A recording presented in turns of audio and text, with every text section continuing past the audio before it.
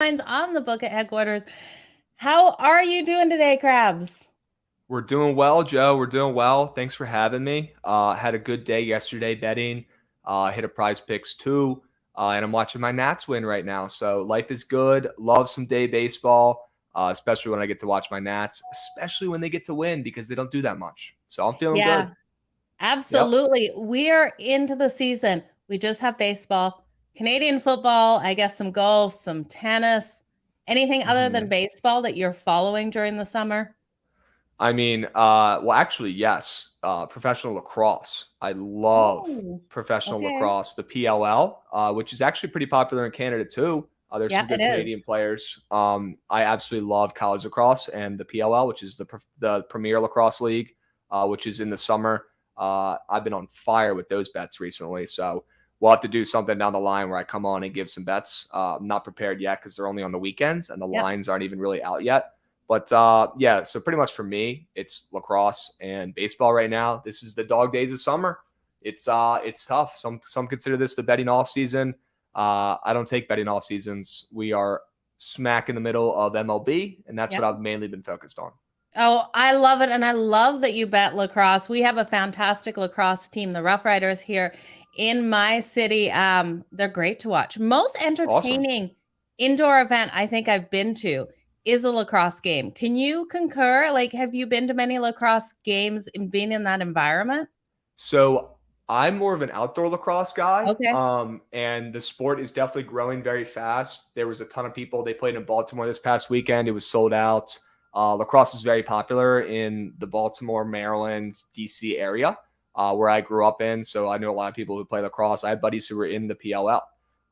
So I'm not super familiar with indoor lacrosse, but from what I've seen, it looks absolutely electric. Like the place is sold out, Yep. and they're super, super loud. They have indoor lacrosse in the U.S. as well. My buddy Ben Carey from Capwise, he sent me some videos of going to the games, and it looks nuts. It's like a party in there. It's It's awesome. one big nightclub. That's exactly Yeah. how I'd describe it. One big nightclub for Awesome. the full time of the game. You definitely don't want to go there if you have a headache, and you definitely want to bring your energy because it's an incredible environment. It's completely electric.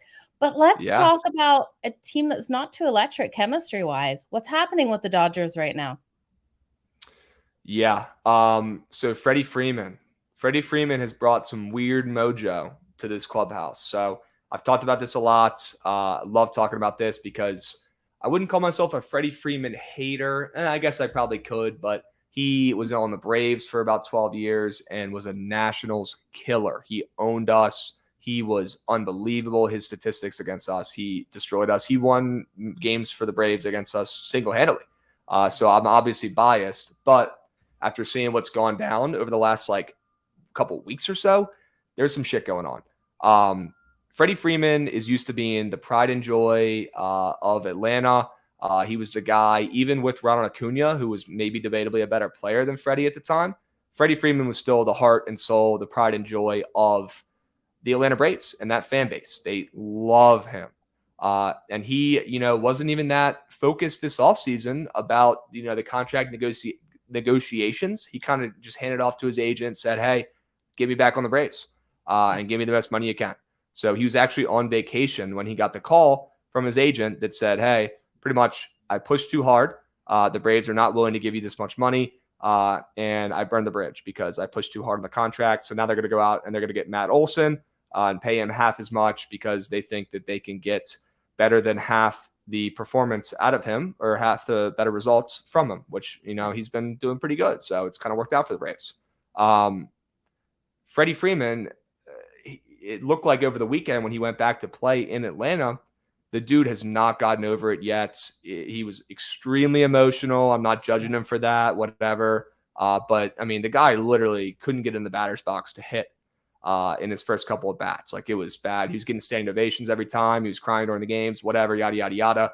You could clearly tell that he wants to be on the Braves. You could Yeah. just see it, just being a human being, because these guys are humans too. We treat them like numbers or like statistics, but these are humans, and he's human, and he showed it this weekend. And then Clayton Kershaw came out and said, and Clayton Kershaw, by the way, never says anything out in public. He's very to himself, although he is a leader of that team.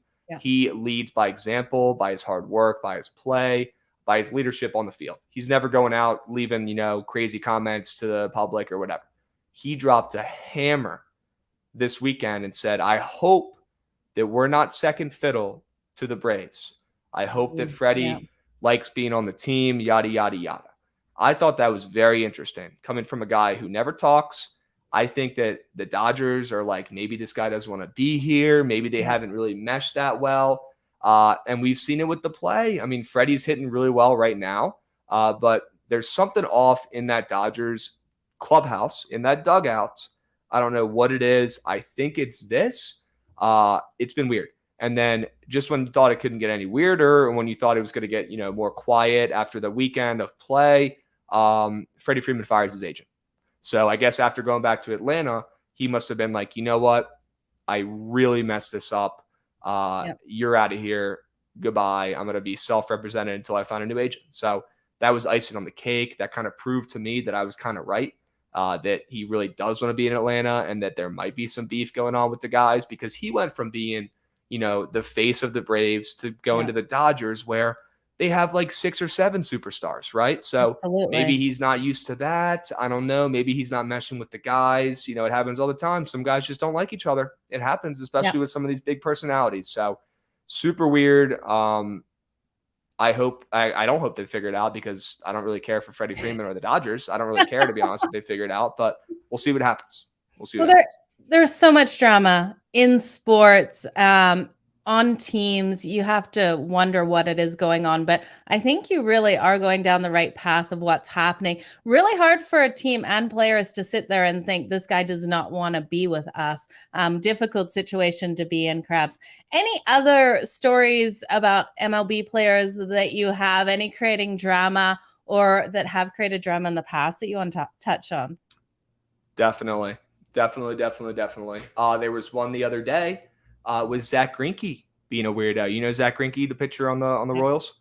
He was being a weirdo before the game. People try to go get baseball signed, whatever. So a fan called him over to sign his baseball and tossed Greinke the ball. And instead of Greinke just, signing it, tossing it back like a normal person, the dude just launches the ball across the field. And the fan was like, what the heck? Why did you just do that? And he said, for my amusement, is what he said. So he's a weirdo. We know pitchers are weirdos. We know baseball players are weird guys, but he took that to another level. It kind of reminded me of Joey Votto. Joey Votto's thing he does is he'll after an inning, like first baseman will toss the ball over to the crowd, right? That's kind of what they do. They toss the ball into the stands. He's been known to pump fake the crowd. Like he'll pretend to toss it in and then put it back in his glove, and everyone boos him. That's kind of his thing. He's kind of a jerk for that too. Another crazy story would be the Chris Sale jersey story from a couple years ago, where they were wearing these alternate jerseys, and this is when he was on the White Sox, and he did not want to wear these jerseys. He just didn't. And I just watched Vogelback hit an absolute bomb against the Nats right now, so it's tied 3-3. But anywho, Chris Sale did not want to wear these jerseys. He said they weren't comfortable. So the team said no, like we already planned on it. We already gassed up these jerseys, getting really excited, getting the fans excited. People are buying them. People are wearing them. So Chris Sale said, you know what? I'm just going to go be a weirdo, and I'm going to go in the dugout, and I'm going to cut all the jerseys with scissors so that we can't wear them. Are you serious? So weird. Yeah, he got suspended. He got suspended for it. Okay, I did not hear about that. Super weird. Yeah. Insane story. A little bit of a drama queen. Definitely, it's not NFL, right? You don't really expect this much of stuff going on. We know how wide receivers are prima donnas, right? But you don't expect that much in baseball, but it happens. I mean, these guys, it gets to their heads and everything's about them. They've been treated like, the greatest thing since sliced bread their whole life because they're the best. They've been the best baseball player in their town growing up. So I get it, but definitely some dudes that have some pretty funny stories going back for a couple of years. So pretty nuts. Well, yeah, especially over a jersey. You look at that, at the end of the day, is he really seeing the jersey that is on him? I think it was a comfort thing. It was a comfort thing for him. I don't know. He was it's messing with me. Maybe he warmed up in it and had a really bad bullpen and was just being a jerk. I don't know. But I always thought that was weird and always thought that Chris Sale was kind of a jerk after that. Yeah, I kind of think so too. And Zach Yeah. Greinke, I hate that story. Hopefully it wasn't a kid that he threw that ball away from. I So don't think it was a kid. It was on Facebook the other day. It happened like within the last week, but yeah, super, super weird. I guess these guys get bored. I don't know. There's 162 games. They're trying to find ways to amuse themselves, but at the expense of fans. I don't know. I mean, it's a business, and the fans are the ones, in the end, kind of paying their bills with, buying tickets absolutely. and jerseys and stuff. So Yeah. I don't And they know. got to look at that, right? The fans Yeah. are there. We know that MLB is the one that has a dying fan base, older fan base than any other sport. So to Yep. start doing that, to start not respecting your fans, I just can't get behind players like that. There is so many incredible players in the MLB, so many that give back to their community and their fans. So hats off to all of those and to the Zach Greinke's. I don't know. Have fun. What do you say to that? I'm with you. I'm with you. Okay, so we've got day baseball going on. You got your Nationals playing right now.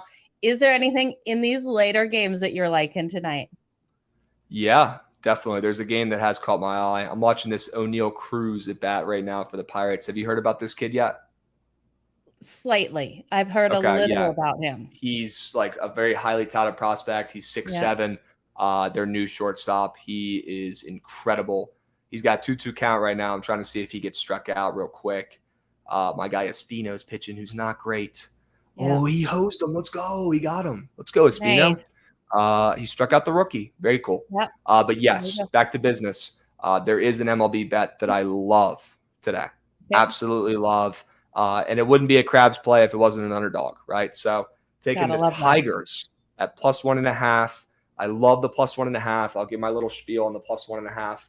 I usually am a money line guy. I recommend money lines, but there's certain scenarios where taking the +1.5 makes sense. And it's right here. Road teams at +1.5.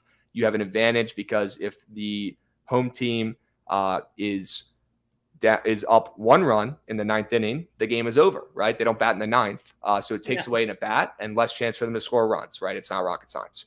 So that helps. And also when the total of the game is lower, whether I like the under in the game or whether the total set low, like I would never take a +1.5 where a total set at like 12 because I'm like, well, there's going to be a bunch of runs in this game. Whoever wins is probably going to win by more than one, right? There's a better chance there's a 1-run game when it's lower scoring.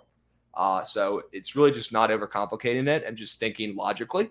That's why I love the +1.5 here for the Tigers because they're on the road and the total is set at 8. So I don't think there's going to be that many runs in this game, especially with the way these two offenses have been.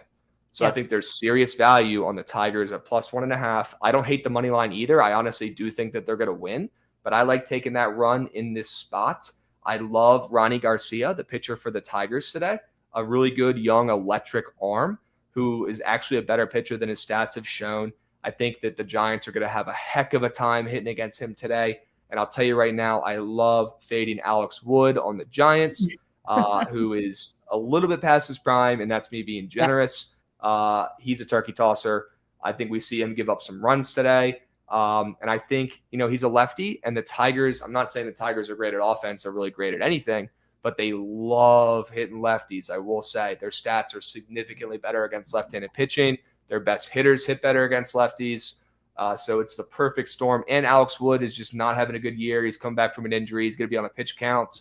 The Giants bullpen doesn't really scare me much. The Tigers bullpen is actually surprisingly very good. So that's why I'm not even looking at a first 5 here. I'm looking for the full game. I'm cutting the BS. I'm thinking about taking the ML, but I think I'm going to play with the safer play that I like because of all the reasons I listed at +1.5. The Tigers get it done today. They avoid losing back-to-back to the Giants, whose offense really has not impressed me much recently. They haven't. Yeah, I'm completely with you on this. I think it's a great play. I was riding with the total under yesterday, got the push with that one hitting 7, but the Detroit Tigers were able to keep that one close yesterday, losing that only by that 1 run. I think we have a very similar game here. I love the under, and I'm with you on the +1.5, and I think you definitely sprinkle on that plus money, Krabs. I love it. Hate it. I don't hate it one bit. +170. I also love I bet on lines, not teams most of the time, like the team stuff and situations. is just like a plus for me, right? Or like I'll stay away from something.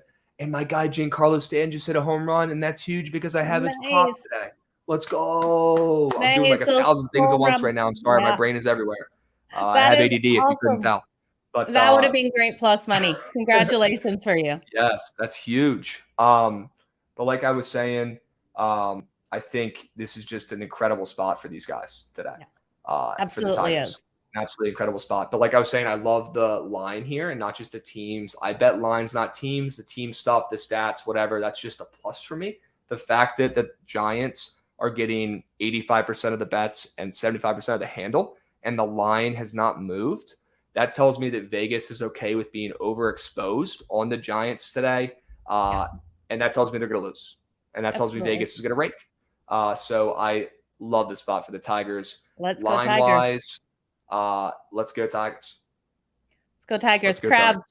tell me more about Behind the Lines, when people can check it out daily. Yeah, for sure. So every weekday, Monday through Friday, 12:30 to 2 p.m. Eastern time on the Book It Sports Twitch. Come vibe with me, my guy Javon. We're talking MLB. We're talking funny MLB stories. We're talking all sports, props, bets, whatever. Talking with chat, engaging with them. We do a really good job with that. So if you guys ever have betting questions, we open up the floor, right? So we're all ears. Like today, we had a couple topics and we had a bunch of questions in chat. So we just answered those instead because that's what the people want.